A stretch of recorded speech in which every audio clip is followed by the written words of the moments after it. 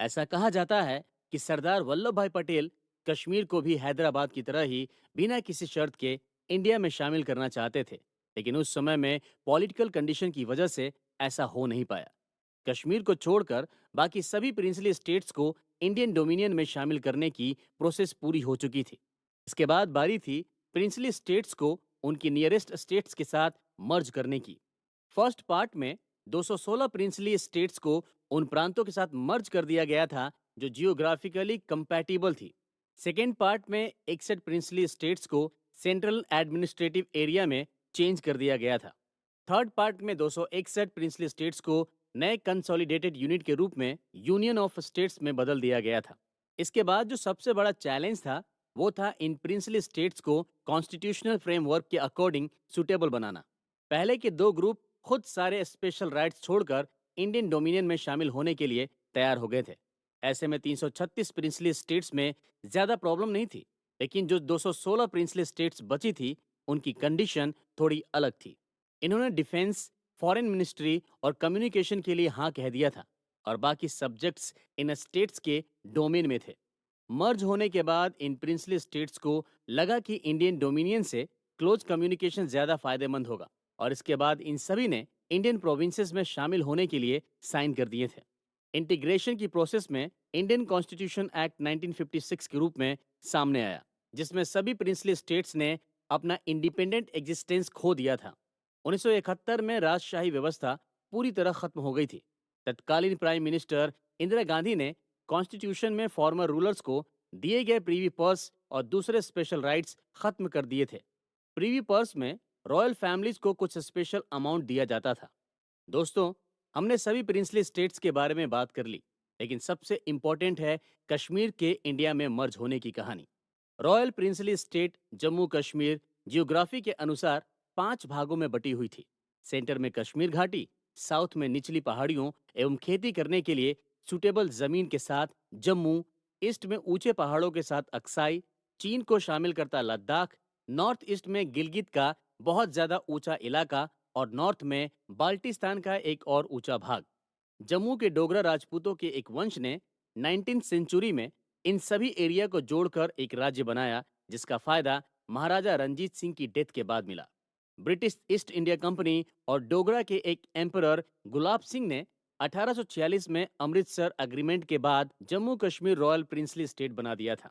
इसके बाद कश्मीर हैदराबाद के बाद दूसरी सबसे बड़ी प्रिंसली स्टेट बन गई थी। इस कारण ये पाकिस्तान, चीन और अफगानिस्तान के लिए सामरिक महत्व की जगह बन गई थी। इतना ही नहीं, ब्रिटिशर्स और रूस का भी कश्मीर में इंटरेस्ट बढ़ने लगा था। 15 अगस्त 1947 को भारत की आज़ादी के बाद कश्मीर के राजा भी इंडिपेंडेंट रहने की इच्छा रखते थे। कश्मीर की सीमाएं पाकिस्तान और भारत दोनों कंट्रीज से मिलती थी और दोनों ही इसे अपने देश में मिलाना चाहते थे। जम्मू कश्मीर उन प्रिंसली स्टेट्स में से एक था जो भारत और पाकिस्तान के बीच स्थित था और असली फैसला वही लिया जाना था। ऐसा लगता है कि अंग्रेजों ने यह मान लिया था कि जम्मू कश्मीर पाकिस्तान में मिलेगा और यहाँ के आसपास के मुस्लिम मेजोरिटी एरियाज पाकिस्तान का हिस्सा बन जाएंगे। यहाँ की लगभग 3/4 पॉपुलेशन मुस्लिम थी। ट्रांसपोर्टेशन, लैंग्वेज और बिजनेस रिलेशन भी कश्मीर के पाकिस्तान में शामिल होने की तरफ इशारा कर रहे थे, लेकिन महाराजा हिंदू थे। बंटवारे और आज़ादी के साथ शुरू हुए कॉम्यूनल स्ट्रेस की वजह से उनके लिए अपनी रॉयल स्टेट को मुस्लिम राज्य का हिस्सा बनाना काफ़ी मुश्किल था। उस समय के prominent political figure Sheikh Abdullah ने भी पहले कश्मीर को इंडिया में शामिल करने का सपोर्ट किया था, लेकिन बाद में उनका झुकाव कश्मीर की आज़ादी की ओर हो गया था। किस नए राज्य में शामिल हुआ जाए, इस पर डिसीजन लेने के लिए कश्मीर के किंग हरी सिंह बहुत टाइम ले रहे थे। वो इस पर सोच समझकर ही फैसला लेना चाहते थे।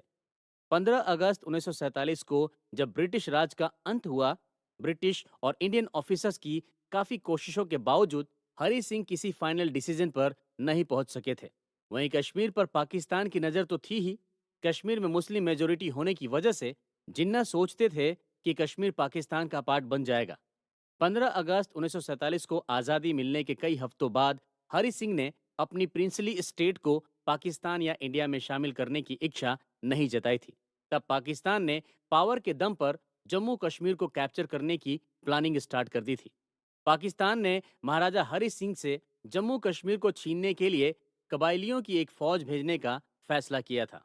24 अक्टूबर 1947 को सुबह हजारों कबायली पठानों ने कश्मीर में घुसपैठ को अंजाम दिया था। उन्होंने जम्मू कश्मीर की राजधानी श्रीनगर की ओर रुख किया, जहां से हरि सिंह शासन करते थे। संकट के इस समय में महाराजा हरि सिंह ने इंडिया से हेल्प करने के लिए रिक्वेस्ट की थी। 25 अक्टूबर को सरदार पटेल के क्लोज रहे वीपी मेनन को प्लेन से श्रीनगर भेजा गया था।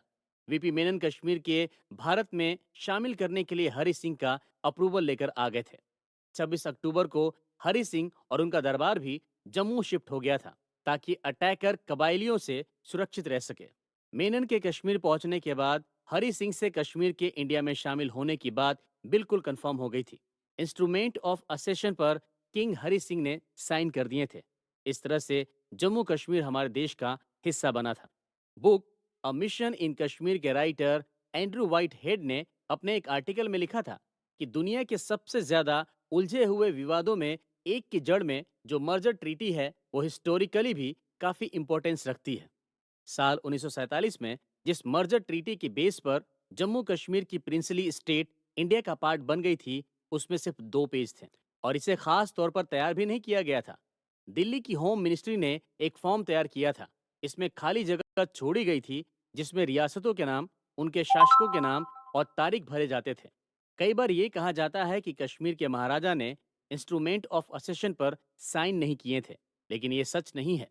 राइटर एंड्रू वाइट हेड ने अपने एक आर्टिकल में इस बात का भी जिक्र किया था कि महाराजा का इंडिया में शामिल होना एक्सेप्ट करते हुए लॉर्ड माउंटबेटन ने इस बात पर जोर दिया था कि कश्मीर में जैसे ही लॉ एंड ऑर्डर ठीक हो जाता है और वहां से अटैकर्स को हटा दिया जाता है, तो इसके बाद कश्मीर का इंडिया में शामिल होने के इशू को वहां की पब्लिक की सहमति से सॉल्व किया जाएगा।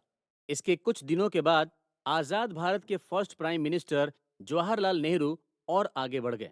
उन्होंने कश्मीर पर यूनाइटेड नेशंस में जनमत संग्रह कराने की बात कही थी। इन सभी परेशानियों के बाद भी इंडियन आर्मी ने पाकिस्तानियों को श्रीनगर में घुसने से रोक दिया था। आर्मी ने कबायलियों को कश्मीर घाटी से बाहर भी धकेल दिया था, पर वे उन्हें पूरी तरह से रियासत से बाहर नहीं निकाल पाए थे। साल 1948 में एक बार फिर लड़ाई छिड़ गई और पाकिस्तान ने ओपनली अपने सैनिक तैनात कर दिए थे।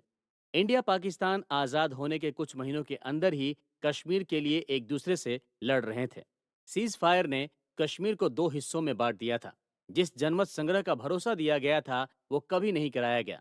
दरअसल ये तो कश्मीर स्ट्रगल की शुरुआत भर थी।